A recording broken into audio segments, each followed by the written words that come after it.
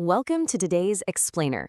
If you've ever watched the news and felt totally overwhelmed by that massive alphabet soup of economic indicators, trust me, you are in the exact right place.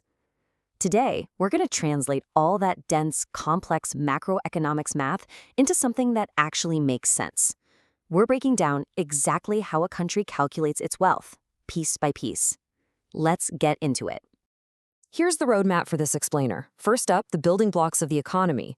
Then we'll look at the 3 ways to measure GDP, decode those tricky economic acronyms, compare real versus nominal GDP, and finally, we'll wrap up by looking at the very real limits of GDP. All right, Section 1, the building blocks of the economy, or categorizing the raw materials of commerce. So, before we can even think about calculating the big numbers, we have to figure out what actually counts in our economy. And surprisingly, it all comes down to intent. Think about a standard loaf of bread. If you buy that bread for your family to eat at home, boom, it's a final good. But if a restaurant buys that exact same loaf to make sandwiches to sell to customers, it suddenly becomes an intermediate good. And here's the kicker. Intermediate goods are strictly excluded from our national income calculations. Why? Well, to avoid double counting. I mean, if we counted the farmer's flour, the baker's bread, and the restaurant's sandwich, we'd literally be counting the exact same raw materials over and over again. Now, what's kind of wild about this next categorization is how it plays with time. In economics, variables are actually categorized by how they interact with the clock. So a stock variable, like a nation's total wealth or a company's inventory, is a snapshot. It's taken on a very specific date. Think of it like hitting pause on a video. A flow variable, on the other hand, measures movement over a period of time, like a whole year. Things like income, depreciation, and investment. Those are all flow variables because they happen continuously over days, months, and years. You can't exactly measure your annual income in a single paused second, right? And just before we wrap up these building blocks, we really need to redefine the word investment. Because in the world of macroeconomics, buying shares in the stock market or, buying a chunk of gold, that actually doesn't count as economic investment. Nope. True economic investment requires adding to the physical capital stock. You have to literally build or create something brand new that helps produce more goods and services down the line, like constructing a new factory or buying brand new machinery. Buying old shares, that's really just moving money around. It doesn't create any new economic value. Moving right along to Section 2, measuring GDP. Let's look at the 3 paths to calculating the big number. Okay, so how do all these blocks actually come together? Well, they do it through 3 completely different yet perfectly equal paths: product, expenditure, and income. Now, it might seem like magic, but these all lead to the exact same destination because of the circular flow of our economy. Think about it. Every single dollar, rupee, or euro you spend on a product becomes revenue for a business, right? And then that revenue immediately becomes income for someone else in the form of wages, rent, interest, or profit. So whether you count the total value of what's produced, the total amount spent, or the total income earned, you're going to end up with the exact same aggregate output. It's basically 3 ways of looking at the exact same economic pie. Let's look at the value-added path a bit closer, following the journey of some wheat. This perfectly shows how we dodge that double counting trap. So the farmer grows wheat and generates $80,000 in value. The flour mill buys that wheat for $80,000, mills it, and sells the flour for $120,000. That means they only added $40,000 in new value, right? Then the bakery takes that flour, bakes it into bread, and sells it for $200,000, meaning they added $80,000 in value. By only tallying the brand new value created at each single stage, so the $80K plus the $40K plus the $80K, we arrive at the true GDP contribution of $200,000. See? We did it without counting that original batch of wheat 3 separate times. Now, what if we look at GDP through the expenditure lens? We use this pretty famous formula, C plus I plus G plus X minus M. Sounds like alphabet soup, but it's simple. We just add up all consumption by everyday households, all investment by businesses, and all government spending. We also toss in exports because, hey, that's our domestic production being bought by other countries, and this is absolutely crucial, we have to subtract imports. Why? Well, if you import a shiny new car from overseas, it adds to your consumption, sure, but it wasn't actually produced within our domestic borders. Subtracting those imports ensures our GDP strictly measures only the stuff we made right here at home. All right, Section 3, decoding the economic alphabet, or navigating the acronyms.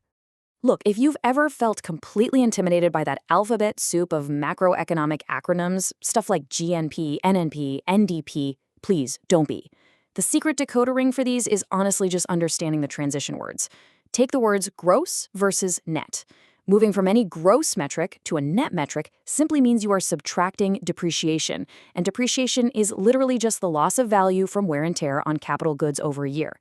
Think of a delivery truck getting older, rusting a bit, and losing its resale value. So gross investment includes the whole shebang, but net investment tells you what you actually added to your stock after accounting for all the stuff that wore out. Make sense? So, let's actually turn these variables into a logical staircase that leads us straight to a country's true national income. Let's say we start with a GDP at market price of 900. To turn that domestic number into a national number, so GNP, we add in the net income earned from abroad. Let's say that's 40, taking us up to 940. Next, we transition from gross to net, making it NNP, by subtracting, say, 60 in depreciation. That drops us down to 880.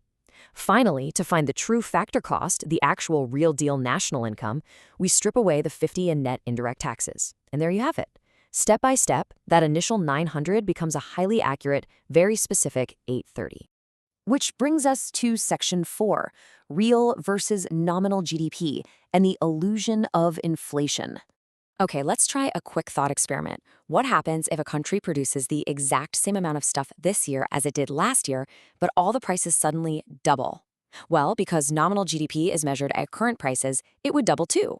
And that can totally trick us into thinking the economy is booming, when in reality, it's just inflation. The production hasn't changed at all. That's exactly why economists rely on real GDP. By measuring output at constant, base year prices, real GDP completely strips away that price effect. It essentially pops the inflation balloon to show us the unvarnished truth. Did we actually produce more physical stuff, or are things just more expensive? And the cool part is, we can actually use those two numbers to find our exact inflation rate. Our source material highlights a case where an economy's nominal GDP is $27,500, but its real GDP is only $22,000. If we just divide the nominal by the real and multiply by 100, we find what's called a GDP deflator of 125. And that number, 125, mathematically proves that overall prices have inflated by 25% since our base year. It is a super powerful tool to separate actual, true economic growth from mere price hikes. Finally, we arrive at Section 5, the limits of GDP. Or does more money actually mean more welfare? We've just done a whole lot of math to calculate GDP, but as we wrap up, we really need to take a hard look at the profound limitations of relying on this metric alone. So let me pose this question directly to you. If a country's GDP shoots up by 8% in a single year, does that automatically guarantee that the everyday people living there are actually having a better life? The answer is a pretty resounding no. A sky-high GDP completely ignores some really vital human realities. For instance, it doesn't care at all if that shiny new wealth is entirely hoarded by a tiny fraction of the population while everyone else struggles. It counts the production of a massive chemical plant as growth, but completely ignores the toxic pollution being dumped into the local river. It excludes massive, unquantifiable amounts of unpaid domestic labor, like stay-at-home parenting, simply because no money actually changes hands.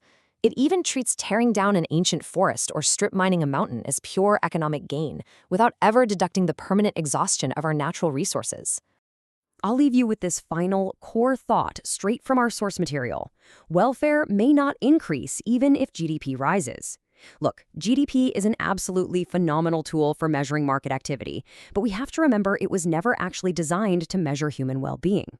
If our primary metric for success measures our production, but totally ignores our planet, our equality, and our care for one another, well, what should we really be counting? Something to chew on. Thanks so much for joining me on this explainer, and remember to always keep questioning the numbers.